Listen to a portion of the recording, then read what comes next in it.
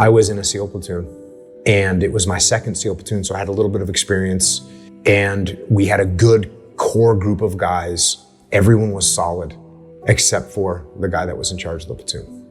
And he was everything that I just talked about, like, hey, the one thing you can't have is someone that's super arrogant, super egotistical. He was that guy. He didn't listen to anybody else. He imposed his plan on us. It was his way or the highway, and it was bad.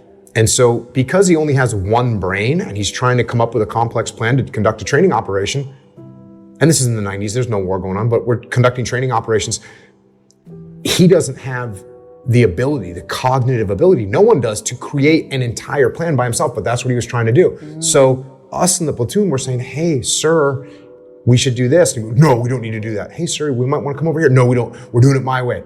And that's how he was. Wasn't listening to anybody else, totally arrogant. And quite frankly, he also was pretty demeaning when he talked to some of the guys in the platoon. He kind of walked around. Totally insecure. Yeah.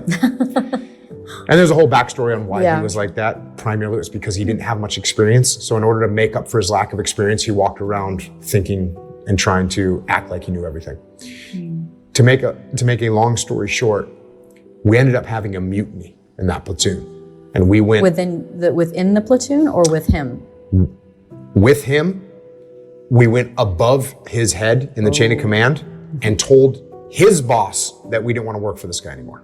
Is this a taboo thing to do? Totally taboo. Okay. Totally taboo. Like the worst thing you can do in the military is like to have a mutiny. In fact, the punishment for mutiny is death. Like mutiny is not allowed. Now look, we weren't going to get executed, but because this was in the 90s and it was just, we went and said, hey, this guy's arrogant. He doesn't listen to us and it sucks to work for him. And that guy ended up getting fired. And when that guy got fired, a guy came in to take his place. And the guy that came in to take his place was this legendary SEAL. And I didn't know him. No one in the platoon actually knew him, but we all knew his name. Oh, wow. We all knew this guy. He had combat experience. He'd come up through the ranks. Oh, wow. He'd gone all the way up on the enlisted side to being almost the top of the enlisted side of the chain of command. And then he came back and became an officer, and he was working his way through that. Just legendary guy. And the first time I saw this guy, we were waiting. We were told, hey, you're getting this guy to take over your platoon. And we're all kind of like, oh, hell yeah. And then I was kind of like, hey, guys, they're doing this because they want him to come in here and like smash us because we're the mutineers. We're the mutineers. Right, exactly. Like, they're bringing them in to, they didn't kill you all, but they're going to kill you all. And so I'm thinking, oh, we're screwed. Like we got this badass guy coming in that's going to take our lunch money. And so I'm standing there. We had a little Quonset hut, like a contractor trailer, like a construction trailer.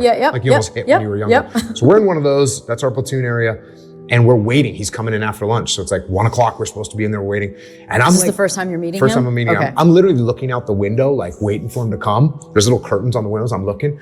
And like one guy comes out, another guy comes out. And finally, a guy comes out and he's kind of walking towards us. And I'm like, is this him? I go, no, this can't be him. Because you don't know what he looks like. You don't know what he looks like. Just know his name. But I'm looking. I'm like, could this be him? I'm like, no. The guy looked kind of like small.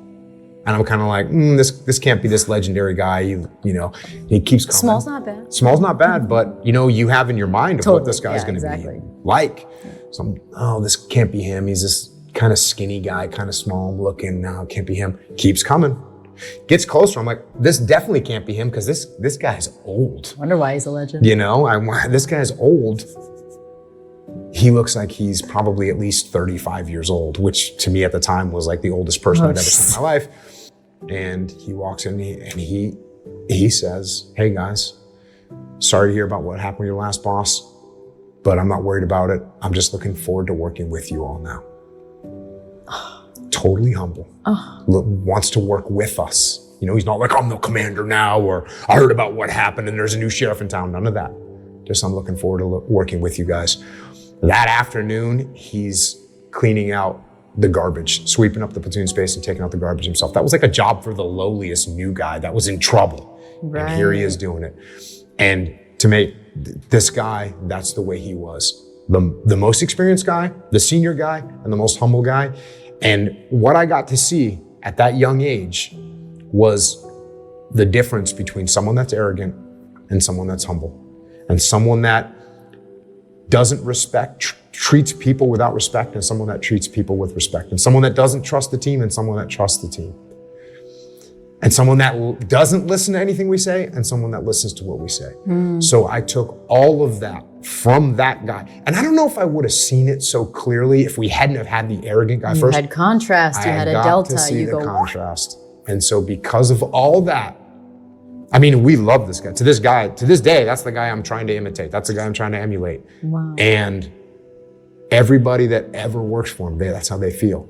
And so that's what I always tried to do. And I never did it as good as him because he was just like the best, but that's what I tried to do. So when you ask me where that came from, that's where it came from. All right, guys, we really hope you enjoyed this video. We are working relentlessly just to put out the best content for you guys. We would really appreciate your support if you could like the video and subscribe to the channel. It would really mean a lot to us.